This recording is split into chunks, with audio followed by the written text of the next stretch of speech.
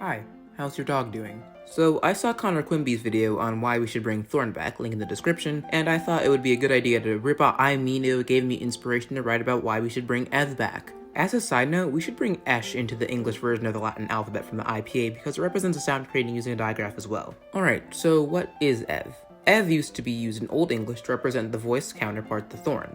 Thorn represents the unvoiced dental fricative, my favorite phone or speech sound if you will, and eth represents the voiced dental fricative v.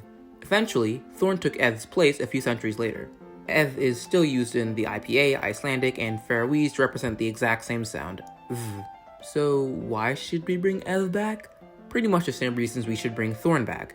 Eth takes 2 strokes to write instead of 3 to 5 strokes takes to write th. How did I get this range? Well, it depends on the way someone can write t and h.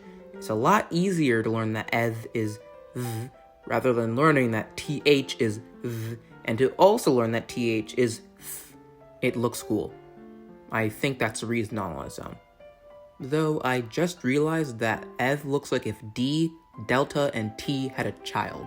For all the people who say that we should keep it the old way, this is the old way. We just got tired of it a few centuries ago and we're bringing it back. If you want to use Thorn and Eth, just download an Icelandic or Faroese keyboard on your phone or tablet or whatever device you're using to watch this. If you're typing on a physical keyboard, you can probably still download it onto your computer, although some of the keys will be in different places. It would be really easy, actually, to add Eth onto physical keyboards, though. Just get rid of these keys. Let's be honest here, how many times do you actually use these? If you really need them, you could just use Alt or Alt-Shift to get these symbols or something. For all the people who think that everyone should speak English for some reason, despite it being a terrible language that should absolutely have its place filled by Latin Tokipona, or I hate to say it, Esperanto instead as a world language, it makes learning English a lot easier for people whose native language isn't English. It will also increase trade if other people can learn English in a more easy way. Imagine all of the other countries we could get imports from and give exports to if it were easier for them to learn English because of the inclusion of Thorn and Eth. Eth will also make learning the IPA easier for English speakers, unlike Thorn, because they'll already be familiar with Eth, which will make learning other languages just the slightest bit easier for English speakers who we could use to become diplomats or something.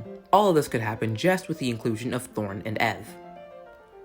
I think those are enough reasons as to why we should include Eth and Thorn as a part of the English-Latin alphabet. Now go, discipuli. Spread Eth and Thorn throughout the land. They shall become the international face of the English language, and if you can, learn Latin so it can replace English as a knock slang. Tell your dog I said hi. This is kind of a really weird end credit part, I guess, but I just wanted to say that you should watch Callisto's videos. Callisto is a friend of the channel because Callisto's a person that I know in real life, so a friend. Go listen to her music right now. Otherwise, I don't have a real threat.